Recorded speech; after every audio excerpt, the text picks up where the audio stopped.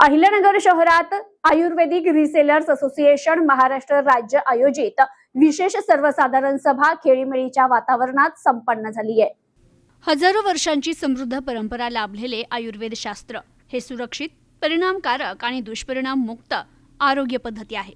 आयुर्वेदाच्या माध्यमातून अनेक आजारांपासून संरक्षण मिळू शकतं आणि प्रत्येक व्यक्ती सदृढ, निरोगी तसेच आनंदी आयुष्य जगू शकते। त्यामुळे आयुर्वेदाचा अधिकाधिक अंगीकार करून त्याचा समाजात व्यापक प्रसार आणि प्रचार करण्याचा तसेच नागरिकांमध्ये जनजागृती करण्याचा महत्त्वपूर्ण निर्णय विशेष सर्वसाधारण सभेत एकमतानं घेण्यात आला। आयुर्वेद ही केवळ उपचार पद्धती नसून जीवन जगण्याची योग्य शैली आहे। आयुर्वेदामुळे शारीरिक आणि मानसिक व्याधींपासून दूर राहून उत्तम आरोग्य प्राप्त करता येते, असं प्रतिपादन आयुर्वेदिक रिसेलर्स असोसिएशन महाराष्ट्र राज्याचे अध्यक्ष शेखर खोले यांनी केले। आयुर्वेदिक रिसेलर्स असोसिएशन महाराष्ट्र राज्य आयोजित विशेष सर्वसाधारण सभा अध्यक्ष शेखर खोले यांच्या अध्यक्षतेखाली अत्यंत खेळीमेळीच्या वातावरणात पार पडली। यावेळी सेक्रेटरी चंद्रकांत भुसारी, उपाध्यक्ष अभिजित दुबल, अरुण चौधरी, खजिनदार मुरलीधर कातोरे, सहसचिव स्वप्नील शहा, आशिष ठाकूर, विश्वस्त सुधाकर बोरुडे, अनिल गांधी यांच्यासह राज्यभरातील सभासद उपस्थित होते। तर या सभेदरम्यान औषध आणि सौंदर्य प्रसाधन अधिनियम 1940 आणि नियम 1945 या महत्त्वपूर्ण विषयावर औषध प्रशासन सहाय्यक आयुक्त जावेद शेख, औषध निरीक्षक मुळे तसेच लॉ कॉलेजचे प्राचार्य MM तांबे यांनी उपस्थित सभासदांना सविस्तर कायदेशीर मार्गदर्शन केलं। त्यांनी औषध व्यवसायातील नियम, कायदेशीर जबाबदाऱ्या आणि बदलत्या तरतुदींबाबत माहिती देत शंकांचं निरसन केलं। यावेळी विश्वस्त सुधाकर बोरुडे म्हणाले की असोसिएशनच्या नियमावलीत आवश्यक बदल करणं, राज्यभर आयुर्वेदाचा व्यापक प्रचार करणं, आयुर्वेदाबाबत जनजागृती वाढवणं यांसह विविध महत्त्वाचे विषय सर्वानुमते मंजूर करण्यात आले। ते पुढे म्हणाले की आजच्या धकाधकीच्या जीवनात आधुनिक उपचार पद्धतींच्या काही दुष्परिणामांना सामोरं जावं लागतंय, मात्र आयुर्वेद ही नैसर्गिक, सुरक्षित आणि दुष्परिणाम मुक्त आरोग्य पद्धती आहे। आयुर्वेदामुळे जीवनशैलीत सकारात्मक बदल घडतो, ताणतणाव देखील कमी होतो आणि निरोगी, आनंदी जीवन जगण्यास मदत मिळते। समाजात आयुर्वेदाचा प्रसार होणं काळाची गरज असून ग्राहकांपर्यंत आयुर्वेद शास्त्र पोहोचविण्याची महत्त्वाची जबाबदारी सभासदांवर आहे। आयुर्वेद हे प्राचीन आणि शास्त्रीय ज्ञान असून ते आधुनिक काळाशी सुसंगत पद्धतीनं पुढील पिढीपर्यंत पोहोचविण्यासाठी सर्वांनी एकत्रित प्रयत्न करणं आवश्यक आहे। असोसिएशनच्या माध्यमातून राज्यस्तरीय आयुर्वेद महोत्सव दरवर्षी उत्साहात आयोजित केला जात असून सभासदांना केंद्रस्थानी ठेवून संघटना अधिक सक्षम करण्याचं काम सातत्यानं सुरू आहे, असं त्यांनी सांगितलं। तर यावेळी सचिव चंद्रकांत भुसारी यांनी संघटनेचा आर्थिक अहवाल आणि विविध उपक्रमांची माहिती सादर केली। कार्यक्रमाचं सूत्रसंचालन अनिल गांधी यांनी केलं, तर खजिनदार मुरलीधर कातोरे यांनी उपस्थित मान्यवर, सभासद आणि सर्वांचेच आभार मानले। नमस्कार। आज अहिल्यानगर येथे आयुर्वेदिक रिसेलर्स असोसिएशन महाराष्ट्र राज्य यांची विशेष सर्वसाधारण सभा घेण्यात आली।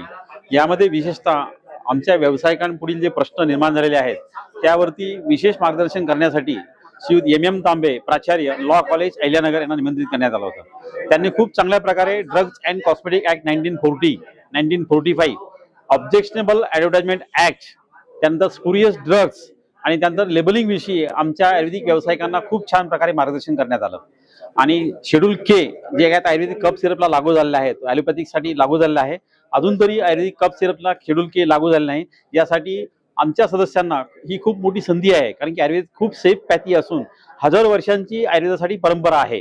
आयुर्वेद फक्त काढे औषधं असं अरिष्ट नसून ते एक जीवन जगण्याची एक योग्य शैली आहे। आहार, विहार, दिनचर्या, ऋतुचर्या आणि नियमित व्यायाम, प्राणायाम, ध्यान या माध्यमातून आपण शारीरिक आणि मानसिक व्याधीपासून दूर राहू शकतो आणि चांगले आरोग्य प्राप्त करू शकतो।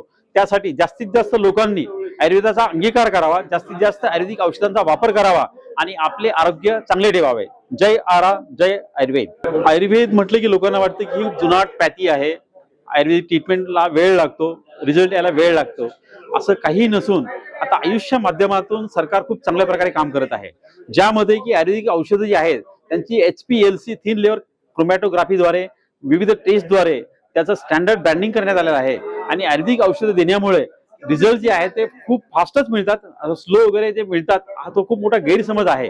आणि आयुर्वेदिक औषधे वापरल्यामुळे बऱ्याचशा व्याधींपासून आपण रोगांपासून स्वतःला दूर ठेवू शकतो. आणि आयुर्वेदाला जोड म्हणजे लोकांनी जास्तीत जास्त प्राणायाम करावा, व्यायाम करावा आणि आपला आहार विहार दिनचर्या यावरती विशेष लक्ष द्यावे.